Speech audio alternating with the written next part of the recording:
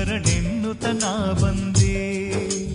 ದೇವಾ ಮಲ್ಲಯ್ಯ ಸಲಹಯ್ಯ ತಂದೆ, ನಿನ್ನ ಸನ್ನಿಧಿಗೆ ಶರಣೆನ್ನುತನ ಬಂದೆ.